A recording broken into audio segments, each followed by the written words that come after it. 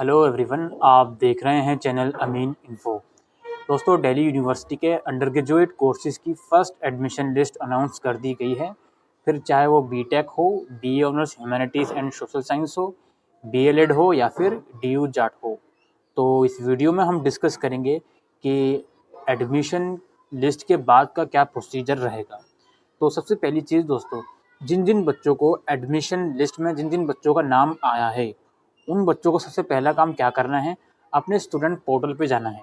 Student portal मतलब जहाँ से आपने फॉर्म फिल करा था, अपनी ईमेल आईडी और पासवर्ड के थ्रू लॉगिन करना है। तो जिस भी इंस्टीट्यूट में, जिस भी कोर्स में आपका नाम आया है, उसको सेलेक्ट करके वहाँ पर अप्लाई कर देना है।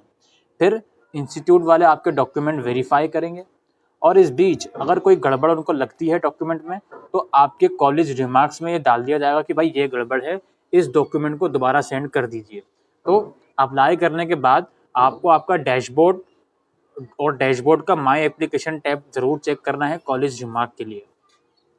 तो एक बार डॉक्यूमेंट आप अपलोड कर दोगे अगर कोई गलती होती है तो, अदरवाइज डॉक्यूमेंट वेरिफिकेशन के बाद जो है आप लोगों के लिए पेमेंट का लिंक वहाँ पर एक्टिवेट हो जाएगा और आप पेमेंट कर दीजिएगा। ये है सारा एडमिशन प्रोसीजर। और जितने भी ओरिजिनल डॉक्यूमेंट्स होंगे वो वेरीफाई करे जाएंगे जब आपका कॉलेज ओपन होगा। ठीक है। अच्छा, अब एक बहुत ही इम्पोर्टेंट चीज़ आप लोगों को समझनी है, खासकर क्या, केवल उन लोगों को जो बीएलएड में है और डीयू जाट में है, यानी कि जिन्होंने बीएलएड के लिए अप्लाई करा है और डीयू जाट के लिए अप्लाई करा है। अब इसमें भी काफ़ी कैटेगरी के बच्चे हैं। ठीक है दोस्तों, एक तो वो कैटेगरी के बच्चे होंगे जिनको अपना हायर प्रेफरेंस का कोर्स या कॉलेज मिल चुका है, यानी कि बीएलएड में उनको अपना हायर प्रेफरेंस का कॉलेज मिल चुका है, या फिर डीयू जाट के अंदर उनको अपना हायर कॉलेज या हायर कोर्स मिल चुका है प्रेफरेंस का। तो ऐसे बच्चों के लिए तो कोई ऑप्शन ही नहीं है, मतलब कोई टेंशन ही नहीं है। वो जाएंगे, लॉगिन डैशबोर्ड में अप्लाई कर देंगे और पेमेंट कर देंगे। तो पेमेंट करने के बाद दो ऑप्शन आपको मिलेंगे। एक ऑप्शन होगा जिसका मतलब ये होगा कि आपको आगे आने वाली लिस्ट में भी कंसीडर किया जाए, और दूसरा ऑप्शन होगा जिसका मतलब ये होगा कि आप अपनी सीट से सेटिस्फाइड हो। अब ये तो ऑफ कोर्स सी बात है, जिसको हायर प्रेफरेंस का कोर्स या कॉलेज अलॉट हुआ है वो ऑब्वियसली ऑप्शन 2 चूज करेगा, क्योंकि भाई अब इससे ज़्यादा हायर प्रेफरेंस तो उनको अगली लिस्ट में अलाउड नहीं हो सकता, अगली लिस्ट में अलॉट नहीं हो सकता।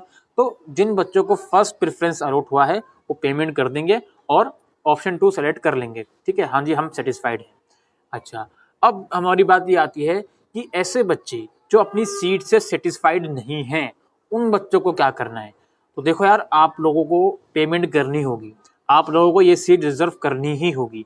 अगर आप ये सोच कर बैठो कि यार इस सीट से मैं सेटिस्फाइड नहीं हूँ, मैं आगे आने वाली राउंड की काउंसलिंग में पार्टिसिपेट करूँगा, तो ऐसा नहीं चलेगा। ठीक है, जो अंडर ग्रेजुएट प्रोस्पेक्टस है उसमें साफ साफ लिखा हुआ है कि आगे आने वाली लिस्ट में उन बच्चों को कंसिडर नहीं करा जाएगा जिनको फर्स्ट राउंड में हायर प्रेफरेंस का कॉलेज अलॉट हो चुका है। एक तो उनको कंसिडर नहीं किया जाएगा, दूसरा उनको कंसिडर नहीं किया जाएगा जिन्होंने फर्स्ट राउंड में फीस पे कर दी और ऑप्शन 2 सेलेक्ट कर लिया कि भाई मैं अपनी सीट से सेटिस्फाइड हूँ।